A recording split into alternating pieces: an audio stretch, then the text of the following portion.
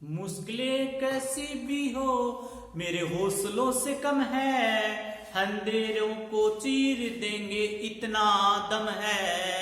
आओ मिलकर हाथ बढ़ाएं, कुछ करके दिखाना है, कुछ करके दिखाना है। सारे बहानों को आज आग लगाना है। मुठियां बिछ लो, सांसों को खींच लो, सबसे टकराने को मैं हूं तैयार, सबसे टकराने को मैं हूं तैयार, मैं हूं तैयार, शिखर पे जाने को मैं हूं तैयार। दोस्तों, क्या आप भी तैयार हो? प्यारे विद्यार्थियों, क्या आप भी तैयार हो शिखर पे जाने पे? तो हमारे चैनल को आप अधिक से अधिक सब्सक्राइब करें और अपने दोस्तों को शेयर करें। दोस्तों, मैं सज्जन कुमार वर्मा आज फिर आपको भोजन के मुख्य अवयव के माध्यम से कार्बोहाइड्रेट के बारे में बताने वाला हूं। दोस्तों, पिछली क्लास में हमने प्रोटीन के बारे में आपको अच्छी तरह से बताया था। प्रोटीन यानी भोजन के मुख्य अवयव 6, जिसमें सबसे पहले हमने प्रोटीन के बारे में बताया था। इसके बाद में हम आपको जो बताने जा रहे हैं वो कार्बोहाइड्रेट के बारे में बताने जा रहे हैं। दोस्तों, आज मनुष्य की आवश्यकता की जो पूर्ति है, हमारी बॉडी को जो आवश्यकता है, नेसेसरी है, उस आवश्यकता के लिए भोजन के मुख्य 6 अवयव होते हैं और 6 अवयव आवश्यक होते हैं शरीर को ग्रोथ करने के लिए, शरीर बॉडी की रिपेयर करने के लिए, ऊर्जा, शरीर को ऊर्जा देने के लिए, शरीर की आवश्यकताओं की पूर्ति करने के लिए इन भोजन के मुख्य अवयवों की जरूरत है।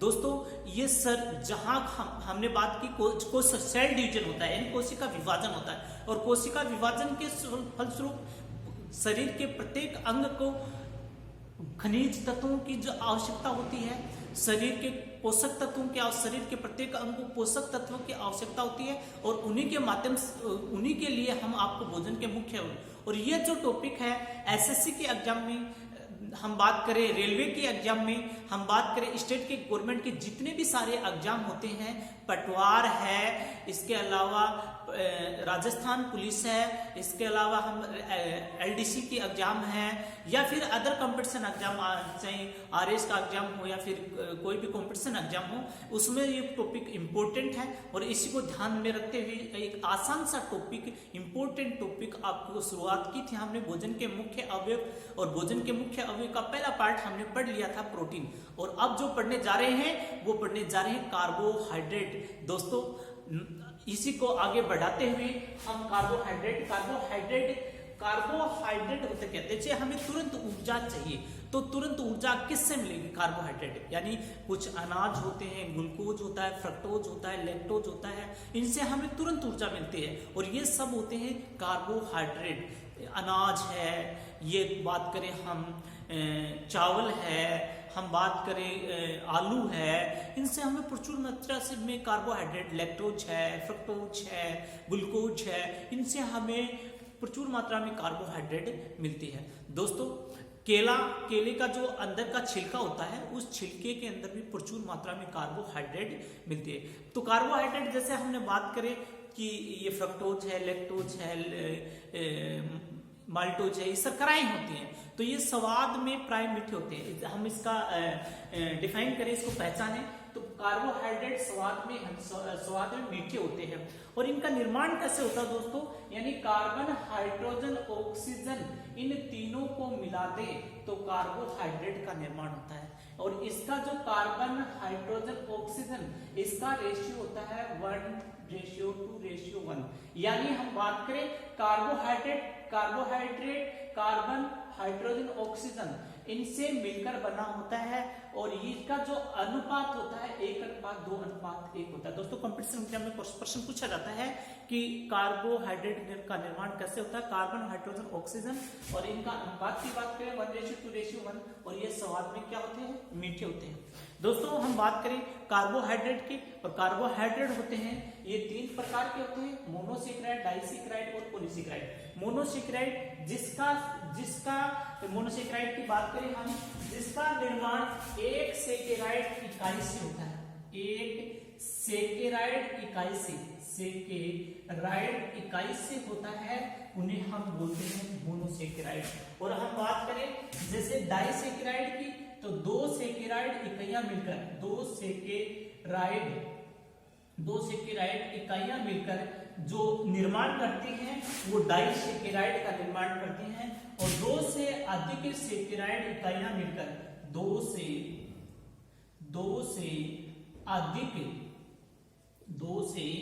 अधिक सेकेराइड इकाइयां मिलकर निर्माण करती हैं पॉलीसेकेराइड का। जैसे हम बात करें मोनोसेकेराइड के बारे में, तो मोनोसेकेराइड के अंदर आता है जैसे पेंटोज, ये मोनोसेकेराइड है। पेंटोज ये मोनोसेकेराइड होता है, इसका सूत्र होता है C5H10O5, यानी कार्बन हाइड्रोजन ऑक्सीजन इनके सहयोग से मिलकर बनेगा कार्बोहाइड्रेट। और ये पेंटोज होता है, पेंटोज। और पेंटोज है तो ये जो होता है ये मोनोसेकेराइड होता है, मोनोसेकेराइड होता है। दोस्तों ये मोनोसेकेराइड है। प्यारे विद्यार्थियों, दूसरा जो मोनोसेकेराइड होता है वो हेक्सोज होता है। हेक्सोज होता है, हेक्सोज यानी C6H12O6, ये याद रहे हेक्सोज। और इसे हम हेक्सोज को ग्लूकोज भी कहते हैं, ग्लूकोज याद रखें, ग्लूकोज।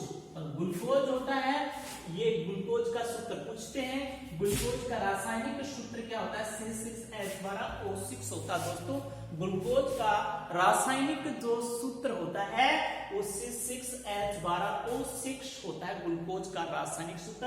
और ग्लूकोज को याद रखें, ग्लूकोज को हम मानव रक्त की शर्करा कहते हैं, मानव रक्त की शर्करा कहते हैं। ग्लूकोज को मानव रक्त की शर्करा कहते हैं। मानव रक्त की शर्करा है वो ग्लूकोज को कहते हैं। और ग्लूकोज से तुरंत ऊर्जा, हमने पहले भी बता चुके हैं कि कार्बोहाइड्रेट जो होता है इससे हमें तुरंत ऊर्जा मिलती है। तुरंत ऊर्जा जो मिलती है वो कार्बोहाइड्रेट से। और 1 ग्राम कार्बोहाइड्रेट की बात करें, 1 ग्राम कार्बोहाइड्रेट से 4.2 किलो कैलोरी ऊर्जा हमें प्राप्त होती है।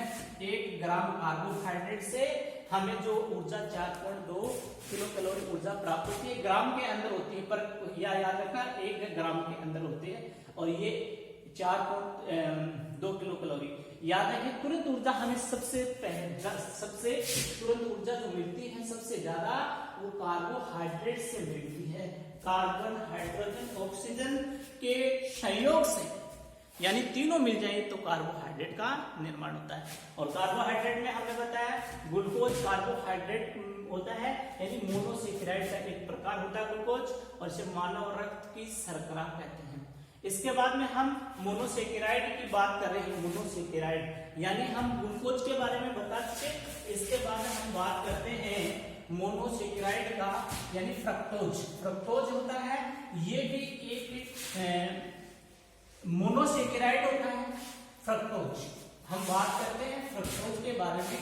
तो फ्रक्टोज के बारे में हम बात करें तो फ्रक्टोज का सूत्र जो ग्लूकोज का रासायनिक सूत्र होता है वही फ्रक्टोज का रासायनिक सूत्र होता है। फ्रक्टोज का रासायनिक सूत्र हम बात कर रहे थे यहाँ पे कार्बोहाइड्रेट के बारे में। और कार्बोहाइड्रेट की बात करें तो उसमें हम पढ़ रहे थे मोनोसेकेराइड।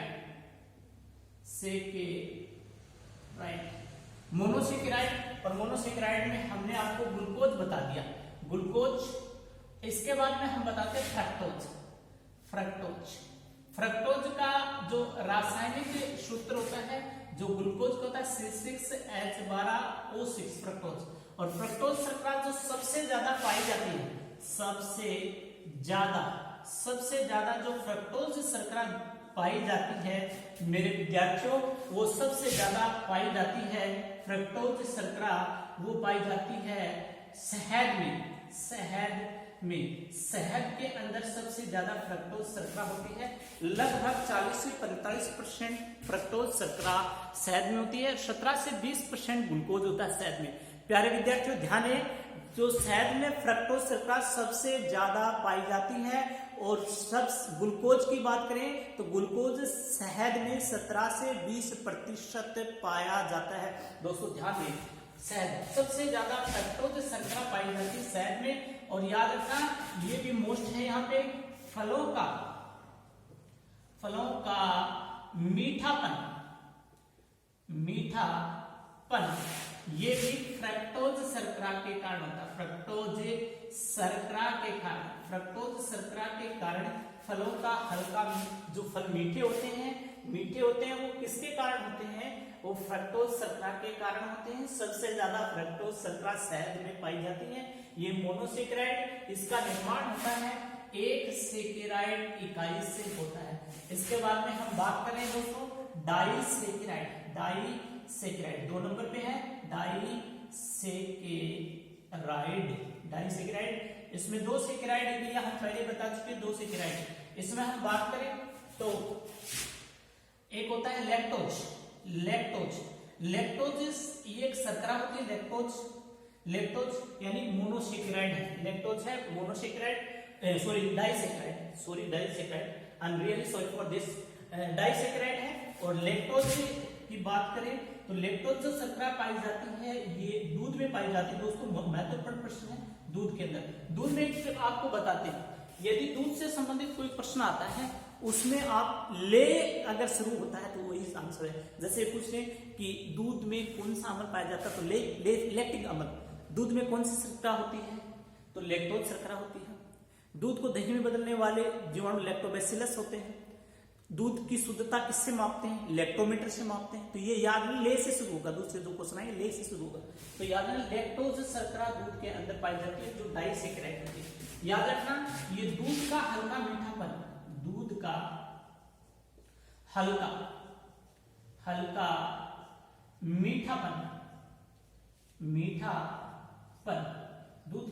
मीठापन जो होता है वो लैक्टोज शर्करा के कारण होता है। सिर्फ मीठा, थोड़ा सा मीठापन होता है लैक्टोज शर्करा के कारण। और ये लैक्टोज शर्करा जो पाई जाती है ये मानव दूध में पाई जाती है। सबसे ज्यादा लैक्टोज शर्करा पाई जाती है वो मानव दूध में। मनुष्य के दूध में सबसे ज्यादा लैक्टोज शर्करा पाई जाती है। बाकी लैक्टोज शर्करा सभी दूध में होती है, लेकिन सबसे ज्यादा मानव दूध में पाई जाती है, अपनी माँ के दूध में पाई जाती है।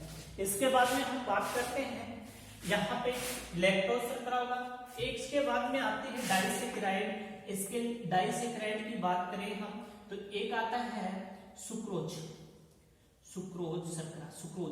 सुक्रोज यानी ये जो सुक्रोज शर्करा ये डाइसेकेराइड होता है। और सुक्रोज की बात करें हम तो सुक्रोज जो शर्करा होती है, सुक्रोज शर्करा हम यहाँ पे बता देते हैं सुक्रोज शर्करा को। यहाँ पे सुक्रोज शर्करा यानी ये जो शर्करा होती है ये चीनी, इसको गन्ने की शर्करा भी कहते हैं। गन्ने की शर्करा या इसे हम व्यापारिक शर्करा भी कहते हैं। व्यापारिक शर्करा भी कहते हैं, इसे व्यापारिक शर्करा भी कहते हैं, गन्ने की शर्करा भी कहते हैं। इसका सूत्र भी इंपॉर्टेंट है। इसका सुक्रोज यानी इसको चीनी की शर्करा भी कहते हैं। और शक्कर का रासायनिक सूत्र, चीनी का रासायनिक C12H22O11, ये याद रखें। ये शक्कर का या चीनी का रासायनिक सूत्र होता है। शक्कर या चीनी का रासायनिक सूत्र होता है। और ये सुक्रोज शर्करा है, ये गन्ने के अंदर या गन्ने में पाई जाती है, तो इसे व्यापारिक शर्करा कहते हैं। याद रखना जो डायबिटीज के रोगी होते हैं, मधुमेह के रोगी होते हैं, उनको शर्करा खाना यानी चीनी खाना वर्जित होता है, नहीं खाना चाहिए मधुमेह के रोगी। तो उनके लिए आजकल कुछ ऐसी शर्कराएं बनाई गई हैं जो हम इनको कृत्रिम मधुकारक कह सकते हैं। यानी मिठास के रूप में कृत्रिम उनका जैसे मिठास के रूप में कृत्रिम शर्करा का उपयोग करते हैं। जैसे हम बात करते हैं सेकेरिन होता है, ये चीनी से 500 गुना मीठा होता है सेकेरिन। और इसका उपयोग मधुमेह के रोगी मिठास के रूप में करते हैं, मिष्ठान के रूप में, स्वीट्स के रूप में करते हैं। इसके अलावा बहुत सारी मधुमेह कारक शर्कराएं होती है, सेकेरिन का उपयोग करते हैं, चीनी से 500 गुना मीठी होती है। इसके बाद में हम बात करें, ये तो होगी सुक्रोज के बारे में, यहाँ सुक्रोज हमने बता दिया। और सेकेरिन हमने बताया, सेकेरिन का उपयोग भी कृत्रिम मधुकारक होता है, इसका उपयोग डायबिटीज के रोगी करते हैं। तो ये तो हम आपको मोनोसेकेराइड डाइसेकेराइड के बारे में बता चुके। इसके बाद में हम बताएंगे पॉलीसेकेराइड। पॉलीसेकेराइड। इसके बाद में हम आपको जो बताने जा रहे हैं वो पॉलीसेकेराइड बताने जा रहे हैं।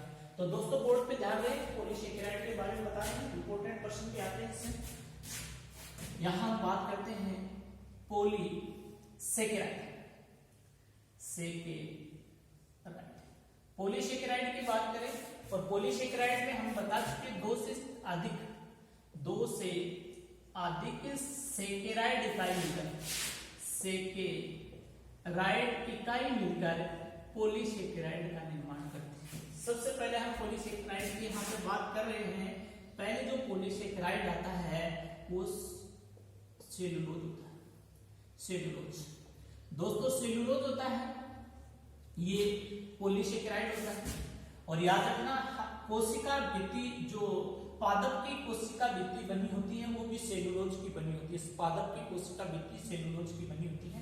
हम बात करें सेलुलोज, तो सेलुलोज जो होता है, याद रखिए सेलुलोज जो होता है ये पृथ्वी तल पर सबसे अधिक पाया जाने वाला, पृथ्वी तल पर सबसे अधिक पाया जाने वाला, सबसे अधिक पाया जाने वाला कार्बनिक यौगिक, सबसे अधिक पाया जाने वाला कार्बनिक यौगिक सेलुलोज। याद रखना सबसे अधिक पाया जाने वाला जो कार्बनिक यौगिक है वो सेलुलोज है। और याद रखना हमारे शरीर में सेलुलोज का पाचन होता है, यानी मानव शरीर में सेलुलोज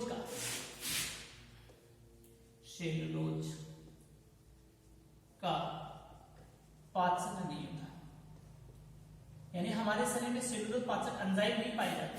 सेलुलोज जो पाचक एंजाइम होते हैं वो हमारे शरीर में नहीं पाए जाते। सेलुलोज का पाचन नहीं करता शरीर। बाकी और जंतु होते हैं वो सेलुलोज का पाचन कर पाते हैं, हमारा शरीर नहीं कर पाता, क्योंकि हमारे पाचन के लिए हमारे शरीर के अंदर एंजाइम का होना आवश्यक होता है पाचन के लिए।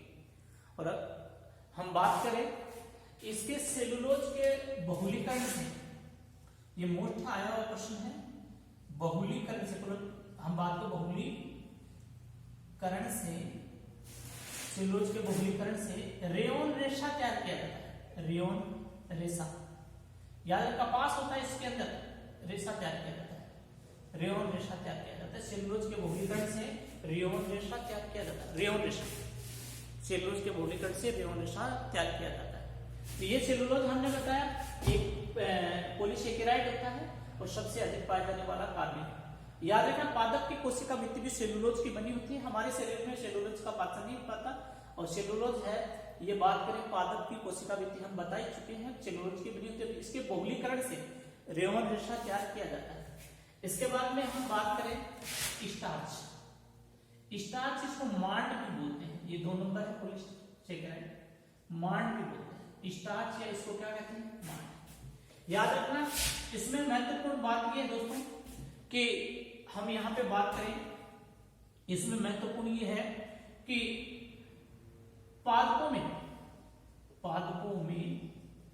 भोजन का संग्रह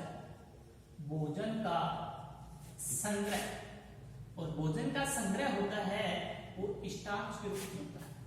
स्टार्च, और स्टार्च की बात करें तो स्टार्च चावल व आलू के अंदर प्रचुर मात्रा में पाया जाता है। हम बात करें भोजन, पादपों में भोजन का संग्रह स्टार्च के रूप में होता है, स्टार्च के रूप में होता है। और स्टार्च की जांच के लिए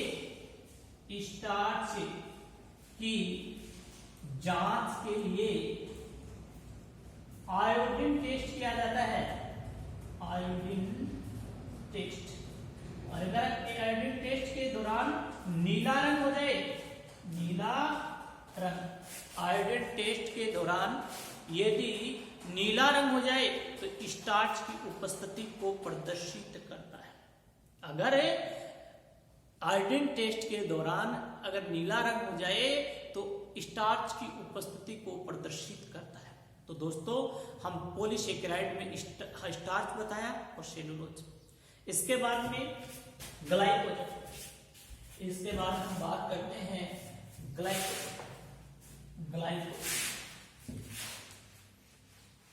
ग्लाइकोजन, ये भी पॉलीसेकेराइड है ग्लाइकोजन।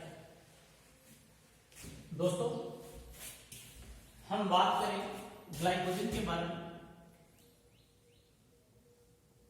कोजन, इसमें एक महत्वपूर्ण प्रश्न याद रखना, कंपटीशन में आया हुआ है कि जंतुओं में भोजन का संग्रह किसके रूप में होता है?